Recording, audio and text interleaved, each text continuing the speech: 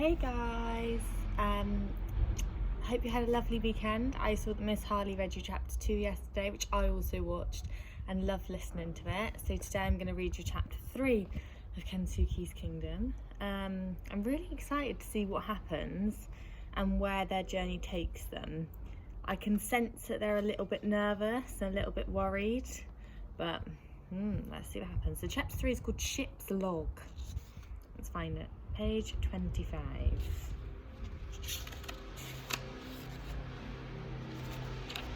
Okay. Chapter 3, Ship's Log, September the 20th. It's 5 in the morning. I'm on watch in the cockpit and no one else is awake. We left Southampton 10 days ago now. The channel was full of tankers. There were dozens of them going up and down. So either Mum or Dad took turns on the first 2 nights. They wouldn't let me. I don't know why not. There wasn't any fog, and I can see as well as they can. We were planning on sailing about 200 miles a day. That's about 8 knots. But in the first week, we were lucky if we made it 50 miles a day. Barnacle Bill warned us about the Bay of Biscay, so we were expecting it to be bad, and it was. Force 9 gale, force 10 sometimes. We were slammed about all over the place. I thought we'd sink, I really did. Once, when we came up to the top of a wave, I saw the bow of Peggy Sue pointing straight up at the moon. It was like she was going to take off. Then we were hurled down the other side so fast, I was sure we were going to the bottom. It was bad. I mean, it was horrible, really horrible. But the Peggy Sue didn't fall apart, and we made it to Spain. Mum gets quite snappy with us sometimes when we don't do things right. Dad doesn't seem to mind, not out here, not at sea. He just winks at me and we get on with it. They play a lot of chess together when it's calm enough. Dad's winning so far, 5 games to 3. Mum says she's not bothered, but she is, I can tell. We spent a couple of days in La Coruna. Mum slept a lot. She was really tired. Dad did some work on the rudder cable while we were there. He's still not happy with it though. We set off for Azores 2 days ago.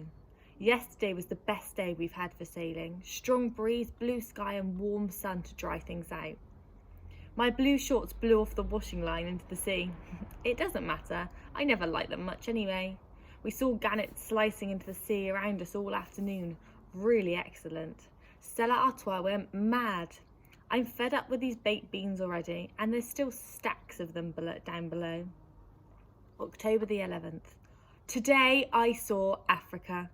It was in the distance, but Mum said it was definitely Africa. We're going down to the west coast.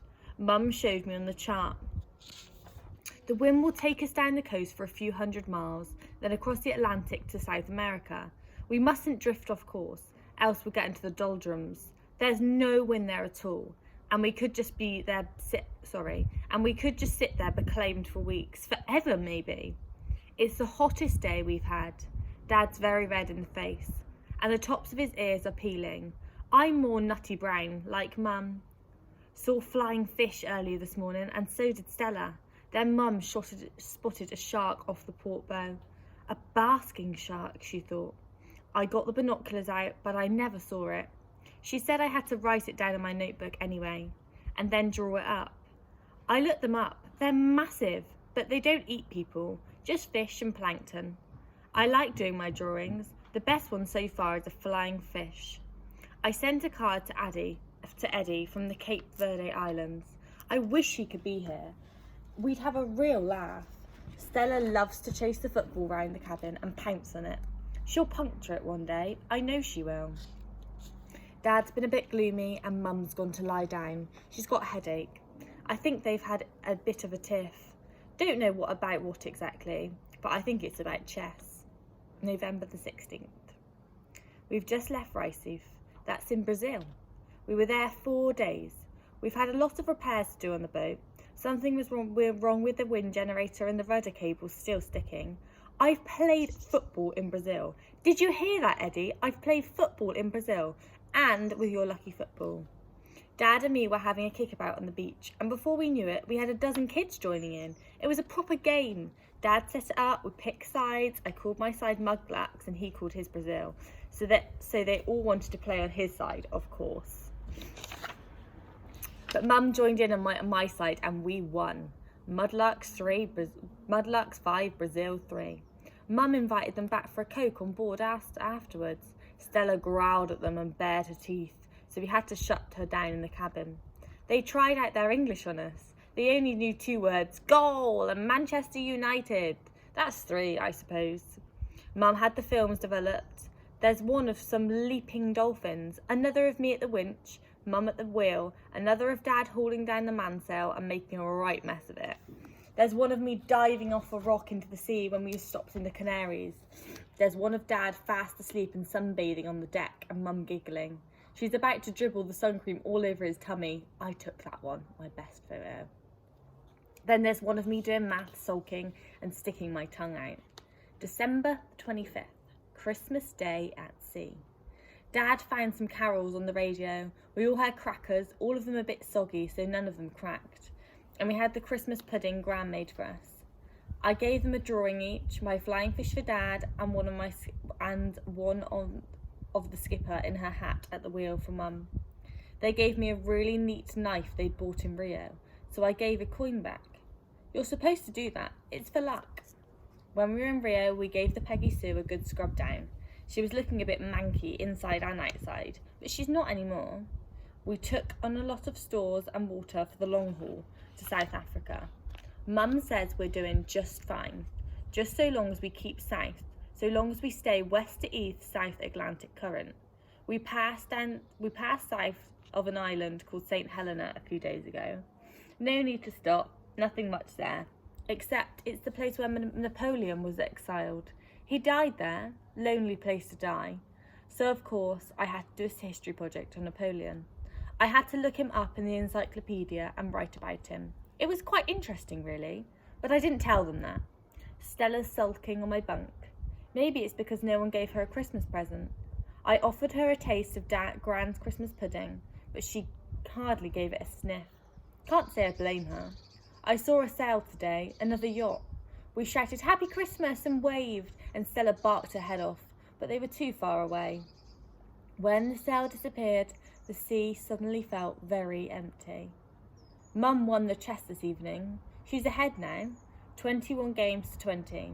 Dad said he let her win because it was Christmas. They joke about it, but they both want to win. January the 1st. Africa again. Cape Town. Table Mountain. And this time we're not just sailing by. We're going to put in there. They told me this evening. They didn't want to tell me before in case we couldn't afford it, but we can. We're going to stay for a couple of weeks, maybe more. We're going to see elephants and lions in the wild. I can't believe it. I don't think they can either. When they told me, they were like a couple of kids all laughing and happy. They were never like this at home. These days really make me smile at each other. Mum's getting stomach cramps. Dad wants her to see a doctor in Cape Town, but she won't. I reckon it's the baked beans. The good news is, baked beans have at last run out. The bad news is we've had to have sardines for supper. Yeah. February the 7th. We're hundreds of miles out in the Indian Ocean, and then this all happens. Stella hardly ever comes up on deck unless it's flat calm. I don't know why she came up. I don't know why she was there. We were all busy, I suppose. Dad was brewing up down in the galley, and Mum was at the wheel. I was doing one of my navigation lessons, taking bearance with the sextant. The Peggy Sue was pitching and rolling a bit. I had to steady myself. I looked up and I saw Stella at the bow of the boat. One moment she was just standing there, the next moment she was gone. We had practiced the man overboard drill several dozen times in the back of the Solent with Barnacle Bill. Shout and point. Keep shouting, keep pointing, turn into the wind, get the sails down quick, engine on. By the time Dad had the mainsail and jib down, we were already heading back towards her. I was doing the pointing and the shouting too. She was paddling for her life in the green of a looming wave. Dad was leaning over the side and reaching of her, but he didn't have his safety harness on, and Mum was going mad. She was trying to bring the boat back in as close and as slow as she could, but a wave took Stella away from us at the last moment.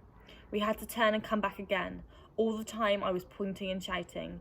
3 times we came in, but each time we passed her by. Either we were going too fast or she was out of reach. She was weak by now. She was hardly paddling. She was going under. We had one last chance. We came in again perfectly this time and close enough for Dad to be able to reach out and grab her. Between the three of us, we managed to haul Stella back onto the boat by her collar, by her tail. I got a well done monkey face from Dad. And Dad got a huge rollicking from Mum for not wearing his safety harness. Dad just put his arms around her and she cried. Stella shook herself and went below as if nothing had happened at all. Mum made a strict rule. Stella Artois is never to go out on deck, whatever the weather, without a safety harness clipped on, just like the rest of us. Dad's going to make one for her. I still dream of the elephants in South Africa. I loved how slow they are and how thoughtful. I loved their wise, creepy eyes. I can still see those snooty giraffes looking down at me and the lion cub sleeping with his mother's tail in his mouth. I did lots of drawings and I kept looking at them to remind me. The sun in Africa is so big, so red. Australia next, kangaroos and possums and wombats. Uncle John's going to meet us in Perth. I've seen photos of him, but I've never met him. Dad said this evening he's only a distant uncle. Very distant, Mum said, and they both laughed. I didn't get the joke till I thought about it again when I came on watch. The stars are so bright and Stella was saved. I think I'm happier than I've been in all my life. April the 3rd. Off Perth, Australia. Until today, it has been nothing but empty ocean all the way from Africa.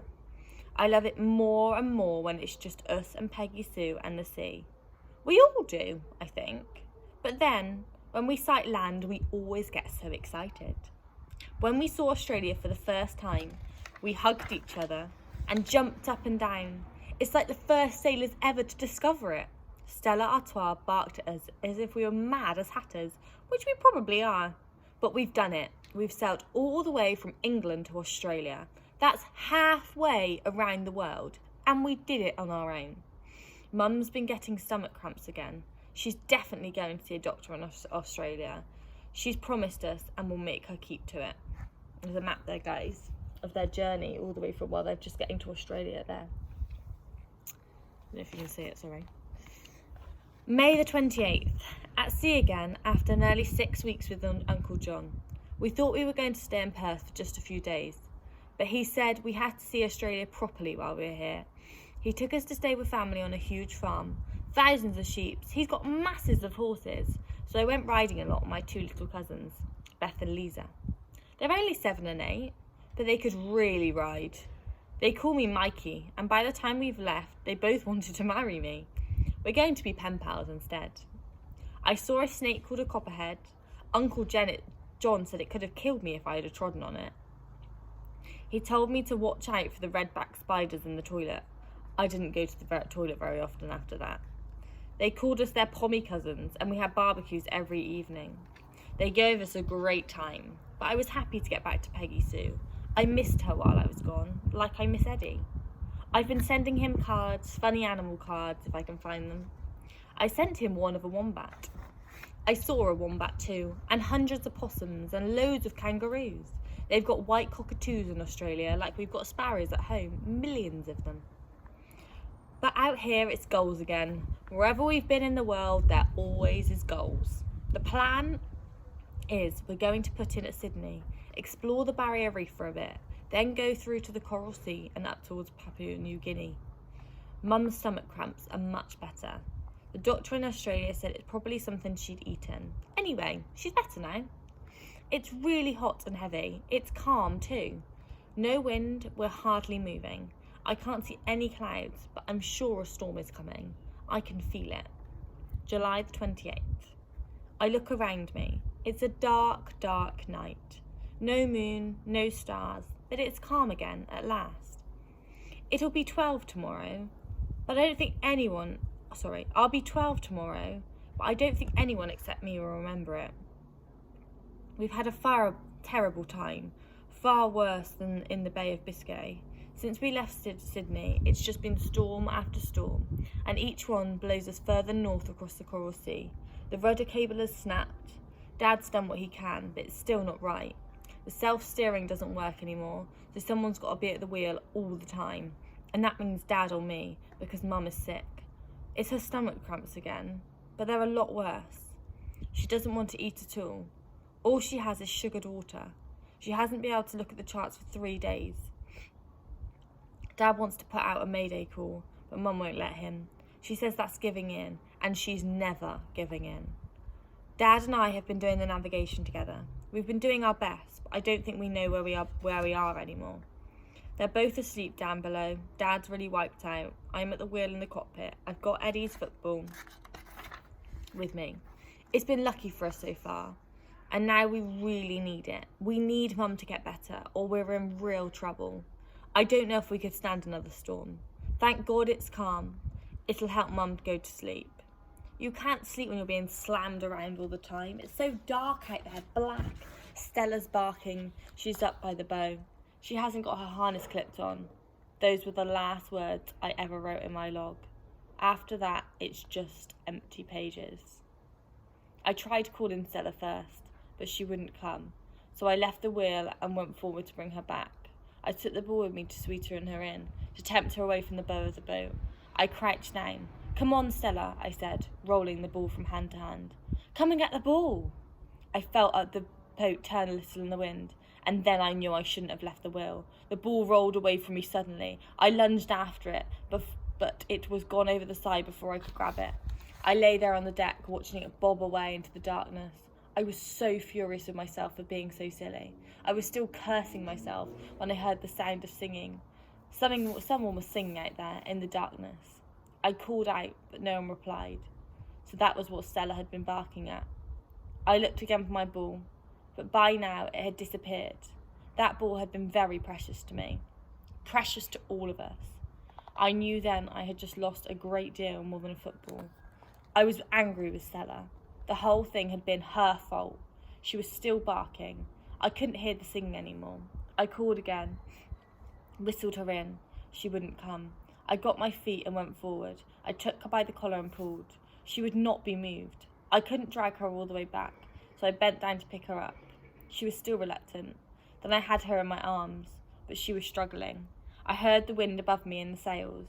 I remember thinking, this is silly. You haven't got your safety harness on. You haven't got your life jacket on. You shouldn't be doing this. Then the boat veered violently and I was thrown sideways. With my arms full, I had time to grab the guardrail. We were in the cold of the sea before I could even open my mouth to scream. Wow, that's a cliffhanger, isn't it, guys? I really just want to know what happens in the next chapter. I think I'm just going to have to wait until Miss Harley reads us chapter 4 tomorrow. I'm really enjoying this book and I hope you guys are too. It's a beautiful day again. I hope you managed just to go out and have a little walk around in the sunshine maybe. And I hope you all have a lovely day. I'll see you soon, guys. Bye.